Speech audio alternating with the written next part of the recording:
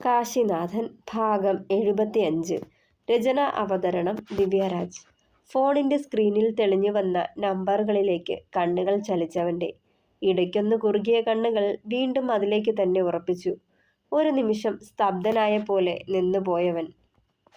അതേസമയം അവന്റെ കണ്ണുകൾ നിറയുന്ന കാഴ്ച കണ്ട് 4 പേരും കൂടി അവന് ചുറ്റും കൂടി. കണ്ണാ, എന്താടാ? നന്ദൻ അവന്റെ തോളിൽ തട്ടി. റാങ്കുണ്ടടാ, ഞാനാ കോളേജ് ടോപ്പർ. പറയവേ ശബ്ദം നേർത്തവന്റെ നിറഞ്ഞ കണ്ണുകൾ ഒഴുകിയിറങ്ങി. എൻ്റെ ദേവി! ശാരദാമ്മ നെഞ്ചിൽ കൈവച്ച് ദേവിയെ വിളിച്ചു ആത്മാർത്ഥമായി. നിറഞ്ഞ മിഴികളോടെ അവനെ തന്നെ നോക്കി നിന്നവളെ നെഞ്ചിലേക്ക് ചേർത്ത് പിടിച്ചു കാശി. മറ്റു 3 പേരും കൂടി അവരെ 2 പേരെയും 3 വശത്തു നിന്ന് ഒരുമിച്ച് പുണർന്നു. ഇത് കാശിനാഥന്റെയോ വൈശുവിന്റെയോ മാത്രം വിജയമല്ല, ഇവർ 3 പേരുടെയും കൂടി വിജയമായിരുന്നു. ഓരോ നിമിഷവും കാശിയുടെ നന്മ മാത്രം ആഗ്രഹിച്ച പ്രിയ സുഹൃത്തുക്കളുടെ കൂടി പ്രയത്നത്തിന്റെ ഫലം. ഈ 4 പേരും തൻ്റെ ജീവിതത്തിൽ വന്നില്ലായിരുന്നെങ്കിൽ താനിന്ന് ഒന്നുമാവില്ലായിരുന്നു, ആരുമാവില്ലായിരുന്നു. പഴയ ചീഞ്ഞുനാർന്ന ഓർമ്മകളും പേറി ജീവിതം തള്ളി നീക്കിയനെ. ഇന്നത്തെ തൻ്റെ ഈ വിജയം അവർക്ക് കൂടി ഉള്ളതാണ്. 3 പേരെയും പുണർന്നു കാശിനാഥൻ. സൗഹൃദം, അതിൻ്റെ വ്യാപ്തിക്ക് അതിരുകളില്ല. ഒരുവനെ വഴിതെറ്റിക്കാനും അതേസമയം നേർവഴി നടത്താനും സൗഹൃദത്തിന് കഴിയും. ഇവിടെ തന്നെ വീഴ്ചയിൽ നിന്നും കരകയറ്റി ആത്മവിശ്വാസത്തിന്റെ മറ്റൊരു ലോകം തനിക്കായി സൃഷ്ടിച്ചു തന്നവരാണ് ഈ കൂട്ടുകാർ. കൂടപ്പിറപ്പിനേക്കാൾ തന്നെ അറിഞ്ഞവർ, തനിക്ക് താങ്ങും തണലുമായവർ, സ്വപ്നം പോലും കാണാത്ത ഉയരങ്ങളിൽ എത്തിപ്പിടിക്കാൻ തനിക്ക് ചിറകായവർ. ഓർക്കവേ ആനന്ദത്താൽ ഹൃദയം നിറഞ്ഞു തുളുമ്പിയവന്റെ. അതേ, ഇനി മധുരമാകാം ലേ സെന്തി? നന്ദൻ പറഞ്ഞു കഴിഞ്ഞില്ല. സെന്തിൽ പുറത്തേക്കിറങ്ങി ബുള്ളറ്റിന്റെ ബാഗിൽ സൂക്ഷിച്ച ഒരു ചെറിയ ബോക്സ് ലഡു പുറത്തെടുത്തു കൊണ്ടുവന്നു. ആഹാ, ഇതൊക്കെ വാങ്ങി വെച്ചിരുന്നോ? വൈശു അമ്പരന്നു. ഇവൻ പാസ്സാവുമെന്ന് ഞങ്ങൾക്ക് ഉറപ്പായിരുന്നു. സെന്തിൽ നിറഞ്ഞ ചിരിയോടെ ആ ബോക്സ് തുറന്ന് ഒരു ലഡു എടുത്ത് കണ്ണന്റെ വായിലേക്ക് വെച്ചു കൊടുത്തു. നിറഞ്ഞ ചിരിയോടെ അവനത് വാങ്ങിക്കഴിച്ച് ഓരോരുത്തർക്കുമായി പങ്കിട്ടു കൊടുത്തു. കാശിക്ക് അഭിനന്ദനങ്ങൾ അറിയിച്ചുകൊണ്ട് ഫോണിൽ വന്ന മെസ്സേജുകൾക്കൊക്കെ മറുപടി നൽകൽ യേശുവിൻ്റെ ജോലിയായി. ക്ലാസ്സിലെ സകല പെൺപിള്ളാരും മെസ്സേജ് അയച്ചിട്ടുണ്ട് കള്ളക്കണ്ണ. അവനെ നോക്കി ആക്കി ചിരിച്ചു വൈശു. എത്ര കാമുകിമാരുണ്ടേലും കണ്ണന് പ്രിയം വൈശുവാണെൻ്റെ വൈശു. നെഞ്ചത്തടിച്ച് കാശിയത് പറഞ്ഞതും നിന്റെ വിധി അങ്ങനെ പറയടാ കണ്ണ. പാച്ചു പറഞ്ഞു വായടച്ചില്ല. അതിനു മുന്നേ ഒരു ലഡു എടുത്ത് അവന്റെ വായിലേക്ക് തിരികെ വെച്ചു സെന്തിൽ. നീ മിണ്ടരുത്, നീ മിണ്ടിയാൽ നിന്റെ വിധി ഞാൻ കുറിക്കും. ആ ലഡു ഇറക്കാനും തുപ്പാനും കഴിയാതെ പാച്ചു കണ്ണു തള്ളി. അയ്യോടാ, പേരയ്ക്ക അണ്ണാക്കിലൊട്ടിയ കടവാവല്. സെന്തിൽ അവന്റെ താടിത്തുമ്പിൽ പിടിച്ചു കൊഞ്ചിച്ചു. വീണ്ടും അകത്തളത്ത് ചിരി ഒലികൾ മുഴങ്ങി. പിറ്റേന്ന് രാവിലെ തന്നെ മാർക്ക് ലിസ്റ്റ് വാങ്ങാനായി ബാംഗ്ലൂരിലേക്ക് പുറപ്പെടാനൊരുങ്ങി കാശി. ഇനി ഒരു തിരിച്ചുവരവ് ഉടനെ ഉണ്ടാവില്ല. വീണ്ടും വിരഹം. ഇതിപ്പോ നേരത്തെ പ്രതീക്ഷിച്ച് മനസ്സിനെ പാകപ്പെടുത്തിയതാണെങ്കിലും നോവേറി വൈശുവിന്. കാരണം ഇന്റേൺഷിപ്പ് തുടങ്ങിക്കഴിഞ്ഞാൽ പഴയ പോലെ നാട്ടിലേക്ക് വരാനൊന്നും പറ്റില്ല. 365 ദിവസത്തെ ട്രെയിനിങ് തികച്ചാൽ മാത്രമേ ഡോക്ടറായി എന്ന് അംഗീകരിച്ചുകൊണ്ടുള്ള സർട്ടിഫിക്കറ്റ് കിട്ടുകയുള്ളൂ. രാവിലെ വേണ്ടതൊക്കെ ബാഗിനുള്ളിൽ തിരികെ വയ്ക്കുമ്പോൾ പതിവായി അവന് കൊടുത്തുവിടാറുള്ള ചമ്മന്തിപ്പൊടിയും അച്ചാറുമായി വൈശു എത്തിയിരുന്നു. അവളുടെ മുഖത്തേക്ക് ഉറ്റുനോക്കി കാശി. മുഖമാകെ ചുവന്ന് കൺപോളകൾ വീർത്തിരിപ്പുണ്ട്. ഇന്നലെ രാത്രി മുതൽ തുടങ്ങിയ കരച്ചിലാണ്. താൻ തിരികെ പോകുമ്പോഴൊക്കെ ഈ കരച്ചിൽ പതിവാണെങ്കിലും ഇന്ന് കുറച്ചു ദുഃഖം ഏറെയാണ്. അതിന് കാരണവും ഇനി ആഗ്രഹിക്കുന്ന പോലെ തനിക്ക് അവളെ കാണാൻ ഓടിയെത്താനാവില്ല എന്നത് തന്നെയാണ്. രാവിലെ മുതൽ തനിക്ക് മുഖം തരാതെ നടപ്പാണ്. അതിരാവിലെ എഴുന്നേറ്റ് അടുക്കളയിലേക്ക് കയറിയിട്ട് പിന്നെ ഈ വഴി വന്നിട്ടില്ല. ഇപ്പോഴും തന്നെ നോക്കാതെ തിരിഞ്ഞു നിന്ന് ബാഗിനുള്ളിലേക്ക് ഓരോന്നും പെറുക്കി വയ്ക്കുകയാണ് വൈശു. പിന്നിലൂടെ ചെന്നവളെ പുണരുമ്പോൾ അതുവരെ പിടിച്ചമർത്തി വെച്ചിരുന്ന പോലെ പൊട്ടിക്കരഞ്ഞവൾ. നെഞ്ചിലേക്ക് ചേർത്ത് പിടിച്ച് ആ നെറുകിൽ ചുംബിക്കുമ്പോൾ കാശിക്കും നെഞ്ചു പിടഞ്ഞു. ഇവളില്ലായ്മയാണ് താൻ അനുഭവിക്കുന്ന ഏറ്റവും വലിയ നോവ്. പല സന്തോഷങ്ങൾക്കിടയിലും ഈ നോവ് തന്നെയാണ് തന്നെ ഏറ്റവും തളർത്തുന്നതും. വൈശു, കരയല്ലേ. നീ കരയുന്നത് കണ്ടിട്ട് പോവാൻ എനിക്ക് വയ്യാടി. നീ ഹാപ്പി ആയിട്ടിരിക്ക്. നിന്റെ ചിരിച്ച മുഖവും കണ്ടിട്ട് വേണം എനിക്ക് പോവാൻ. അവളുടെ നെറ്റിയിൽ നെറ്റി മുട്ടിച്ചതും വൈശു അവനെ മുറുകെ പുണർന്നു. കണ്ണേട്ടാ, ഇനി എന്നാ കാണാൻ പറ്റുക? 1 വർഷം വരെയൊന്നും എനിക്ക് പറ്റില്ല കേട്ടോ. ഞാൻ വരും. അവധി എടുത്തിട്ടായാലും. ചുണ്ടു കൂർപ്പിച്ചതും ചെറുചിരിയോടെ അവളുടെ കവിളിൽ അമർത്തി മുത്തിയവൻ. നീ വന്നോ? ഡ്യൂട്ടി ടൈം കഴിഞ്ഞ് കിട്ടുന്ന കുറച്ച് സമയമുണ്ടല്ലോ നമുക്ക് പ്രണയിക്കാൻ. പണ്ടത്തെ പോലെ ലീവെടുത്ത് നിന്നോടൊപ്പം ചുറ്റിത്തിരിയാൻ പറ്റില്ലാന്നേ ഉള്ളൂ. എന്നാലും നമുക്ക് പ്രണയിക്കാനുള്ള നേരമൊക്കെ കിട്ടും, ചെറുചിരിയോടെ പറഞ്ഞവൻ. സിയാന്റെ കേസ് പുനരന്വേഷണം ആവശ്യപ്പെട്ടുകൊണ്ടുള്ള ഹർജി കോടതി തള്ളിയത്രേ. അത് കൊലപാതകമാണെന്ന് തെളിയിക്കാനുള്ള പോലീസിന്റെ ശ്രമമാണെന്ന്. ഇതിന് പിന്നിൽ ആ ശേഖർ മേനോൻ ആണെന്നാ നന്ദേട്ടൻ പറഞ്ഞേ. ഒക്കെയും രഹസ്യമായിട്ട് വച്ചിരുന്നതാ. പക്ഷേ ഉയർന്ന ഉദ്യോഗസ്ഥരിൽ ആരോ ഒറ്റിയതാവുമെന്നാ നന്ദേട്ടൻ പറഞ്ഞത്. പക്ഷേ വീണ്ടും കേസ് ഫയൽ ചെയ്യുമെന്ന് ആള് വാശിയില്ല. അങ്ങനെ വിട്ടുകൊടുക്കില്ല അത്രേ. വൈശു പറയുന്നത് കേട്ട് ഒന്ന് നെടുവീർപ്പെട്ടു കാശി. നമുക്ക് സ്ട്രോങ് തെളിവുണ്ടല്ലോ വൈശു. ഗൗരി കേസ് വീണ്ടും റീഓപ്പൺ ചെയ്താൽ ഉറപ്പായും അവനൊക്കെ കുടുങ്ങും. അത് അയാൾക്കറിയാം. അതിനാ ഈ നാറിയെ കളിയൊക്കെ കളിക്കുന്നേ. പല്ല് ഞെരിച്ചു കാശി. എന്ത് കളി കളിച്ചിട്ടും കാര്യമില്ല കണ്ണേട്ടാ. സത്യം എന്നായാലും പുറത്തു വരും, അത് ഉറപ്പ്. എനിക്ക് കണ്ണേട്ടന്റെ കാര്യത്തിലാ പേടി. സൂക്ഷിക്കണം. അവൾ അവന്റെ കവളിലൊന്ന് തഴുകി. ഒന്നും വരില്ല എൻ്റെ വൈശുവേ. നിന്റെ പ്രാർത്ഥന എനിക്കൊപ്പം ഉണ്ടല്ലോ. അവളുടെ നെറുകിൽ തലോടിയവൻ. കരച്ചിലും സങ്കടം പറച്ചിലും മാറിയ സ്ഥിതിക്ക് ഇനി ഇത്തിരി മധുരമായാലോ? പറയവേ അവളുടെ ചുണ്ടിലൂടെ വിരലോടിച്ചവൻ. നാണത്തോടെ മുഖം കുനിച്ചതും അവളുടെ മുഖം കൈക്കുമ്പിളിൽ പിടിച്ചുയർത്തി അധരം അവൻ നുണഞ്ഞെടുത്തിരുന്നു. അവൻ എന്ത് ചെയ്യാനാ ഡാഡ്? ഒരു പീറ SIയെയും കൂട്ടുപിടിച്ച് കാശിനാഥൻ എന്നെ തോൽപ്പിക്കാൻ ഇറങ്ങിയാൽ തോറ്റു മടങ്ങിയുള്ളവൻ. വീഡിയോ കോളിലൂടെ സംസാരിക്കവേ കോടതി കാര്യം സംസാര വിഷയമായി വന്നതും സഞ്ജയ് പുച്ഛത്തോടെ പറഞ്ഞൊതുക്കി. മോനെ, ഇതത്ര നിസ്സാരമായി കരുതണ്ട. നീർക്കോലി കടിച്ചാലും അത്താഴം മുടങ്ങുമെന്ന് പറയുന്നത് പോലെ ഭയക്കേണ്ടി വരും. ഒന്ന് കരുതിയിരുന്നാൽ മതി നീ, അയാൾ താക്കീതോടെ പറഞ്ഞു. അവനൊക്കെ എന്ത് തെളിവ് കണ്ടെത്താനാച്ചാ? അമിതമായി ഡ്രഗ് യൂസ് ചെയ്ത് സ്വബോധമില്ലാതെ കോളേജ് കെട്ടിടത്തിൽ നിന്ന് ചാടി മരിച്ചെന്ന് നമ്മൾ പറഞ്ഞുകൊടുത്ത അതേ കാര്യങ്ങൾ തന്നെയാണ് പോലീസും മാധ്യമപ്രവർത്തകരും കൊട്ടിയാഘോഷിച്ചത്. ഇനിയും അതിൽ മാറ്റമൊന്നും വരില്ല. അതും ഇത്രയും വർഷങ്ങൾക്ക് ശേഷം. ഡാഡ് ടെൻഷൻ ആവണ്ട. SP അങ്കിളിനോട് അപ്പപ്പോൾ ഉള്ള കാര്യങ്ങൾ അറിയിക്കാൻ പറഞ്ഞാൽ മതി.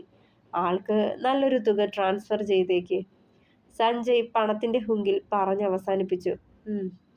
ഡാഡ് ക്രിസ്റ്റിയെ കാണാൻ പോയോ? പോയി. ഇപ്പോ അവന്റെ കണ്ടീഷൻ ചോദിക്കുമ്പോൾ സഞ്ജയുടെ ശബ്ദം നേർത്തു.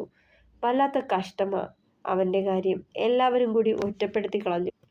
ആ ഫ്ലാറ്റിൽ അവൻ തനിച്ചാടാ. ആകെ ഡിപ്രസ്ഡ് സ്റ്റേറ്റിലാ. ഡാഡ് വിളിച്ചില്ലേ? സഞ്ജയ് എടുത്തു ചോദിച്ചു. വന്നില്ല, അയാൾ വിഷാദത്തോടെ പറഞ്ഞു. ഞാനും അവനെ വിളിക്കാറുണ്ട്, പക്ഷേ കോൾ അറ്റൻഡ് ചെയ്യാറില്ല. ഏതായാലും അധികം താമസിയാതെ നാട്ടിലേക്ക് വരുന്നുണ്ട് ഞാൻ. അവനെ തിരികെ ലൈഫിലേക്ക് കൂട്ടിക്കൊണ്ടുവരണം. സഞ്ജയ് നെടുവേർപ്പെട്ടു. അതുപോട്ടെ, സാവിത്രി ആൻറ്റിയുടെ കണ്ടീഷനോ? അവളുടെ കാര്യം പതറ്റുകയാണ്. കാഴ്ച പൂർണ്ണമായും നഷ്ടപ്പെട്ടു. മലവും മൂത്രവും പോകുന്നത് കൂടി അവൾക്കറിയില്ല. ആകെ എല്ലും തോലുമായി അവളെ ഇങ്ങനെ കാണാൻ വയ്യടാ. ഇതിലും ഭേദം മരിക്കുന്നതായിരുന്നു. അയാൾ വിതുമ്പി. ഒക്കത്തിനും കാരണം അവൻ ഒറ്റൊരുത്തന, കാശിനാഥൻ. അവളുടെ സന്തോഷം ഒന്നാകെ നശിപ്പിച്ച് ഈ അവസ്ഥയിൽ എത്തിച്ചിട്ട് അവൻ പഠിച്ചു വലിയ ഡോക്ടറാവാൻ പോയിരിക്കുക, അമർഷമടക്കി പറഞ്ഞയാൾ. അവൻ ഇനിയും നമുക്കെതിരെ തലയുയർത്തുവാണേൽ വിടരുത് ഡാഡ്. അവനെ തളർത്തണം. അതിന് അവൻ്റെ വീക്ക്നെസ് എന്താണെന്ന് കണ്ടെത്തണം. അവൻ്റെ ബലഹീനത കണ്ടുവയ്ക്ക്. ബാക്കിയൊക്കെ ഞാൻ വന്നിട്ട് തീരുമാനിക്കാം, സഞ്ജയ് പകയോടെ പറഞ്ഞു. മാർക്ക് ലിസ്റ്റ് വാങ്ങാൻ കോളേജിലേക്ക് പോയ ദിവസം കാശിനാഥന് ചുറ്റും അഭിനന്ദന പ്രവാഹവുമായി കൂടി എല്ലാ വിദ്യാർത്ഥികളും അധ്യാപകരും. അരവിന്ദ് അവനരികിലേക്ക് വന്ന് അവനെ മുറുകെ പുണർന്നു. താങ്ക്സ് അരവിന്ദ്, ഒക്കത്തിനും എനിക്കൊപ്പം ഉണ്ടായതിന്. അന്ന് ക്രിസ്റ്റഫറിന്റെ പ്രശ്നമുണ്ടായപ്പോഴും നീ കൂടെ നിന്നതുകൊണ്ട് തന്നെ അവന്റെ മുഖം മൂടി എല്ലാവരുടെ മുന്നിലും വലിച്ചു കീറാൻ കഴിഞ്ഞത്. സത്യങ്ങളൊക്കെ ലോകം അറിഞ്ഞത്. കാശി അത് പറയുമ്പോൾ അവനെ ചേർത്ത് പിടിച്ചു അരവിന്ദ്. വലിയൊരു വീഴ്ചയിൽ നിന്ന് മെല്ലെ മെല്ലെ പിച്ചവെച്ച് തുടങ്ങിയ നിനക്ക് ഒരു കായ്ത്താങ് നൽകിയേയുള്ളൂ ഞാൻ. വീണ്ടും തോൽപ്പിക്കാൻ ശ്രമിച്ചവന് മുന്നിൽ തോൽക്കാതിരിക്കാൻ കാണിച്ച നിന്റെ ആർജവം തന്നെയാണ് ഈ വിജയത്തിന് പിന്നിൽ. നിന്റെ കഠിനാധ്വാനവും വിൽപവറും തന്നെയാണ് ഇന്ന് നിന്നെ ഇവിടെ വരെ കൊണ്ടെത്തിച്ചത്. ഒരിക്കൽ നിന്നെപ്പോലൊരു സ്റ്റുഡൻറ്റിനെ ഇവിടെ പഠിപ്പിക്കാൻ പറ്റില്ലെന്ന് പറഞ്ഞ അതേ കോളേജിൽ വർഷങ്ങൾക്കിപ്പുറം നീ ടോപ്പ് റാങ്കിലെത്തിയത് വെറും വിധിയോ ഭാഗ്യമോ മാത്രമല്ല, നിന്റെ മനസാന്നിധ്യവും ലക്ഷ്യബോധവും തന്നെയാണ്. ഇനിയും മികച്ച ഉയരങ്ങൾ നീ കീഴ്പ്പെടുത്തണം. നിന്നെ വേഗം തോൽപ്പിച്ച് കളയാമെന്ന് വ്യാമോഹിക്കുന്നവർക്ക് മുന്നിൽ വിജയിച്ച് കാട്ടിക്കൊടുക്കണം. തോളിൽ തട്ടി അവനത് പറയുമ്പോൾ ബാഗ് തുറന്ന് അതിൽ നിന്നൊരു ഗിഫ്റ്റ് ബോക്സ് കൂടി അവന് നേരെ നീട്ടി അരവിന്ദ്. അമ്പരപ്പോടെ കാശി അത് വാങ്ങുമ്പോൾ കണ്ണുകൾ അവനിൽ തന്നെയായിരുന്നു. മറ്റൊന്നുമില്ല, ഒരു സ്മാർട്ട് വാച്ചാണ് എൻ്റെ സമ്മാനം, ചിരിയോടെ പറഞ്ഞവൻ. താങ്ക്സ്, കാശി മെല്ലെ പറഞ്ഞതും. ഒന്ന് പോടാ, ലാഘവത്തോടെ അവൻ്റെ തോളിൽ തട്ടി കടന്നുപോയി അരവിന്ദ്. ഈ ലോകം നന്മയുള്ള മനുഷ്യരുടേത് കൂടിയാണ്. കുറേ പേര് തന്നെ ദ്രോഹിക്കാൻ വേണ്ടി മാത്രം കച്ചകെട്ടി ഇറങ്ങിയപ്പോൾ തനിക്ക് ബലം നൽകി കൂടെയുണ്ടാവാനും കുറേ പേരുണ്ടായി. ദീർഘമായൊന്ന് നിശ്വസിച്ചു കാശിനാഥൻ. അധികം വൈകാതെ ഇന്റേൺഷിപ്പ് ആരംഭിച്ചു. തദേവൂസ് മെഡിസിറ്റിയിൽ ജൂനിയർ ഡോക്ടറായി കടന്നു ചെല്ലുമ്പോൾ വല്ലാത്ത ആത്മാഭിമാനമായിരുന്നു കാശിനാഥന്. ഒരിക്കലും എത്തിപ്പെടാൻ കഴിയില്ലെന്ന് കരുതിയ സ്ഥാനത്താണ് താൻ ഇന്ന്. ഈ ഒരു വർഷം കൂടി കഴിഞ്ഞു കിട്ടിയാൽ തൻ്റെയും തൻ്റെ പ്രിയപ്പെട്ടവരുടെയും സ്വപ്നം പൂവണിയുകയാണ്. ഇന്നേവരെയും താൻ നേരിട്ട പ്രതിസന്ധികൾ തന്നെയാണ് തൻ്റെ കരുത്ത്. ഈ പ്രതിസന്ധികളൊക്കെ തരണം ചെയ്യാൻ തന്നെ പ്രാപ്തരാക്കിയത് തൻ്റെ പ്രിയപ്പെട്ടവരും. ചെറുചിരിയോടെ പീഡിയാട്രിക് OPയിലേക്ക് അവൻ കാലെടുത്തു വെച്ചു. 2 മാസങ്ങൾ കഴിഞ്ഞു. ഇന്ന് പാച്ചുവിൻ്റെയും അച്ചുവിൻ്റെയും വിവാഹമാണ്. തളിയൂരിലെ ദേവീക്ഷേത്രത്തിൽ വെച്ച് ചെറിയൊരു താലികെട്ട്, അവിടുത്തെ മണ്ഡപത്തിൽ വെച്ച് വിരുന്നും. വൈകിട്ട് റിസപ്ഷനൊന്നുമില്ല. ആ തുക രണ്ടാളും ചേർന്ന് തൊട്ടടുത്തൊരു അനാഥാലയത്തിലെ കുട്ടികൾക്ക് ഒരു നേരത്തെ ഭക്ഷണത്തിനായി ഡൊണേറ്റ് ചെയ്തു. കണ്ണന് വരാൻ പറ്റാത്ത സാഹചര്യമായതിനാൽ വൈശുവും അച്ഛനും ടീച്ചറമ്മയ്ക്കുമൊപ്പം രാവിലെ തന്നെ എത്തി. രാമചന്ദ്രൻ മാഷും കുടുംബവും, ഭാമയും കുടുംബവും, നന്ദനും അമ്മയും, ഗായവും, സെന്തിലും അമ്മച്ചിയും, ഗൗരിയും അമ്മയും, അങ്ങനെ വളരെ കുറച്ചു പേർ മാത്രം സംബന്ധിച്ചൊരു ചടങ്ങ്. എല്ലാവരുടെയും അനുഗ്രഹാശീർവാദങ്ങളോടെ നേരത്തെ നിശ്ചയിച്ച മുഹൂർത്തത്തിൽ തന്നെ പാച്ചു അച്ചുവിൻ്റെ കഴുത്തിൽ താലി കോർത്തര മഞ്ഞച്ചരട് അണിയിച്ചു. മരിച്ചുപോയ മാതാപിതാക്കൾക്കൊപ്പം തന്നെ വളർത്തി വലുതാക്കിയ ചേച്ചിയെ കൂടി സ്മരിച്ചു അച്ചു. ഇന്നു മുതൽ താനൊരു അനാഥയല്ല. തന്നെ ചേർത്ത് പിടിക്കാനും കൈപിടിച്ച് മുന്നോട്ട് നടത്താനും ജീവിതത്തിൽ ഇനി ഉണ്ടാകുന്ന സന്തോഷങ്ങളും ദുഃഖങ്ങളും പങ്കിട്ടെടുക്കാനും പ്രണയം കൊണ്ട് ഹൃദയം കവർന്നൊരുവൻ കൂടെയുണ്ട്. ആ ചിന്തയിൽ അവളുടെ കണ്ണുകൾ ആനന്ദാശ്രു പൊഴിച്ചു. ഒരു നുള്ളു സിന്ദൂരം കൊണ്ട് അവളുടെ സീമന്തരേഖ ചുവപ്പിക്കുമ്പോൾ തൻ്റെ പാതിയായവൾക്ക് താങ്ങും തണലുമായി ജീവനുള്ള കാലം അത്രയും കൂടെയുണ്ടാവുമെന്ന് മനസ്സുകൊണ്ട് അവനും ഉറപ്പു നൽകിയിരുന്നു. ചടങ്ങുകളെല്ലാം വീഡിയോ കോളിലൂടെ ലൈവായി തന്നെ കാണുന്നുണ്ടായിരുന്നു കാശി. അവൻ്റെ മുഖത്തും ചെറുപുഞ്ചിരി. തങ്ങളുടെ കൂട്ടത്തിലേക്ക് ഒരാളും കൂടി വന്ന സന്തോഷം. ഇനി സെന്തിലിൻ്റെ വിവാഹം തന്നെയാണ് അവരുടെയും സ്വപ്നം. എത്രയും വേഗം ഗൗരിയുടെ മനസ്സൊന്ന് മാറിയാലേ അതിനൊരു നീക്കുപോക്ക് വരൂ എന്നോർത്തതേ നിശ്വസിച്ചു പോയവൻ. ചടങ്ങുകളൊക്കെ നടക്കുന്ന സമയത്ത് സെന്തിലിൻ്റെ മിഴികൾ ഗൗരിയിലേക്ക് പാറി വീഴുന്നുണ്ടായിരുന്നു. കണ്ടിട്ടും കണ്ടില്ലാന്ന് നടിച്ചു നിന്നവൾ. മനസ്സിൽ എവിടെയോ ഒരു കുഞ്ഞു നോവ് പോലെ. കുഞ്ഞുഞ്ഞെന്ന് വിളിച്ച് ആ ചെക്കന് നീ സ്വൈര്യം കൊടുത്തിട്ടില്ല. പിന്നാലെ നടന്നപ്പോഴൊക്കെ അവൻ്റെ സാമീപ്യവും നിന്റെ രോഗം വേഗം ഭേദമാക്കാൻ സഹായിക്കുമെന്ന് ഡോക്ടർ പറയുമ്പോൾ സമ്മതമല്ലെങ്കിൽ കൂടി ഞങ്ങളുടെ അവസ്ഥ കണ്ട ജോലിയും ആരോഗ്യവും ഉറക്കവും ഒക്കെ ഉപേക്ഷിച്ച് അവൻ വരാൻ തുടങ്ങിയത് നന്മയുള്ളത് കൊണ്ടല്ലേ? ഇന്നത്തെ കാലത്ത് ആ പെൺകുട്ടികളെ, പ്രത്യേകിച്ച് മനസ്സിന് സ്ഥിരതയില്ലാത്തൊരു കുട്ടിയെ ഒരാണിനെ ഏൽപ്പിച്ച് സ്വസ്ഥമായി ഉറങ്ങാൻ ആർക്കാ കഴിയുക? പക്ഷേ ആ മോൻ്റെ അരികിൽ നീ സുരക്ഷിതയായിരുന്നു. ഒരു വാക്കുകൊണ്ടോ നോക്കുകൊണ്ടോ സ്പർശനം കൊണ്ടോ പോലും അവൻ നിന്നെ കളങ്കപ്പെടുത്തിയിട്ടില്ല. സെന്തിലിനെ നിനക്കൊപ്പം കണ്ട് ഇതുവരെ തിരിഞ്ഞു നോക്കാത്ത നമ്മുടെ ബന്ധുക്കൾ എന്തൊക്കെ അനാവശ്യങ്ങളാണ് വിളിച്ചു കൂവിയെന്നറിയോ? എന്നിട്ട് കൂടി അതൊന്നും കണക്കിലെടുത്തില്ലവൻ. നീ ഉറങ്ങാൻ ഒത്തിരി വൈകും. അത്രയും നേരം ക്ഷമയോടെ അവനും ഉറക്കം വിളച്ചിരിക്കും. നീ ഉറങ്ങിക്കഴിഞ്ഞിട്ടേ അവൻ ഉറങ്ങൂ. എന്നിട്ട് അത് രാവിലെ തന്നെ പോവുകയും ചെയ്യും. അത്രയും നല്ല പോലെ ശരീരം നോക്കേണ്ട ജോലിയല്ലേ അവൻ ചെയ്യുന്നേ. എന്നിട്ട് കൂടി നിനക്ക് വേണ്ടി ഒക്കെയും മാറ്റിവെച്ചു. നിന്റെ കുറുമ്പിനും കുസൃതിക്കും ഭ്രാന്തിനും എല്ലാം യാതൊരു മടുപ്പും കൂടാതെ അവൻ നിന്നു തന്നു. നിനക്ക് വേണ്ടി ജീവൻ പോലും കളയാൻ മടി കാട്ടിയില്ല. അന്ന് നീ മുകളിലത്തെ നിലയിൽ കയറി നിന്നപ്പോൾ നിന്റെ അരികിലേക്ക് വരാനോ രക്ഷപ്പെടുത്താനോ എല്ലാവർക്കും ഭയമായിരുന്നു. അവിടെ ഇലക്ട്രിക് വർക്ക് നടന്നുകൊണ്ടിരുന്നത് കാരണം വയറുകളും മറ്റും നിരന്നു കിടപ്പുണ്ടായിരുന്നു. സ്വന്തം ജീവന് അപകടം വരുമോ എന്ന് പേടിച്ച് അടുത്തേക്ക് വന്നാൽ നീ ചാടിക്കളയുമോ എന്ന ഭയം കാരണവും സെക്യൂരിറ്റിമാര് മാറി നിൽപ്പുണ്ടായിരുന്നു. അവിടേക്കാ ആ കുഞ്ഞ് കയറി ചെന്നത്. നിന്നെ രക്ഷിക്കാൻ ശ്രമിക്കുന്നതിനിടെ ഇലക്ട്രിക് വയറിൽ ചവിട്ടി ഷോക്കേറ്റ് ദൂരേക്ക് തെറിച്ചു വീഴുകയായിരുന്നു അവനും. ഒക്കെ കഴിഞ്ഞു എന്നാ കരുതിയെ. അവന്റെ അമ്മച്ചിയുടെ പ്രാർത്ഥന കൊണ്ടാവും പഴയ ബെഡുകളും കുഷ്യൻസും നിരത്തിയിട്ടിരിക്കുന്നിടത്തേക്ക് അവൻ വീണത്. കൈക്ക് പരിക്കേറ്റു. ആ വീഴ്ച കണ്ട് നിന്റെ ബോധം പോയി. അന്ന് അവന്റെ വേദന പോലും കണക്കാക്കാതെയാ നിന്നെയും കൊണ്ട് കാഷ്വാലിറ്റിയിലേക്ക് ചെന്നത്. കൈക്ക് ഫ്രാക്ചറായി നീരും വേദനയും വച്ച് തുടങ്ങിയിട്ട് പോലും പോകാൻ കൂട്ടാക്കാതെ നിനക്ക് കാവലിരുന്നു ആ ചെക്കൻ. നന്ദൻ നിർബന്ധിച്ച അന്ന് അവനെ ഹോസ്പിറ്റലിൽ കൊണ്ടുപോയത്. അന്ന് അവന്റെ ഇഷ്ടം നന്ദനോട് തുറന്നു പറഞ്ഞത്. എന്നിട്ട് നിനക്ക് ബോധം വരുമ്പോൾ അവനെ മറന്നുപോയാലും പിന്നാലെ നടന്ന് ശല്യം ചെയ്യില്ലാന്ന് പറഞ്ഞു അത്രേ. തലേന്ന് രാത്രി അമ്മ പറഞ്ഞതൊക്കെ മനസ്സിലേക്ക് വന്നതും ശ്വാസം മുട്ടുന്ന പോലെ തോന്നി ഗൗരിക്ക്. എൻ്റെ മോളെ, എൻ്റെ ചെക്കന് നിന്നെ അങ്ങ് അസ്ഥിക്ക് പിടിച്ചുപോയി. അവനിനി വേറെ കെട്ടുകയില്ലാന്നാ പറയുന്നേ. ഞാനും നിന്നെ തന്നെ മരുമകളായി കണ്ടുപോയി. നിന്റെ മാനസിക പ്രശ്നമൊന്നും ഞങ്ങൾക്ക് വലിയ കാര്യമൊന്നുമല്ല. ആർക്കാ എപ്പോഴാ മനസ്സിനെ കൈവിട്ട് പോകുന്നതെന്ന് പറയാനൊക്കത്തില്ല. കൊച്ചതുകൊണ്ട് വിഷമിക്കണ്ട. പിന്നെ മരിച്ചുപോയവര് പോയി. അവരെ ഓർത്ത് ജീവിക്കുന്നവര് കണ്ണുനീരൊഴുക്കി ജീവിതം ദുരിതമാക്കുവാണെങ്കിൽ മരിച്ചവരുടെ ആത്മാവിന് നോവും. കാരണം മരിച്ചു കഴിഞ്ഞാലും അവര് നമ്മളെ വിട്ടു പോവില്ല.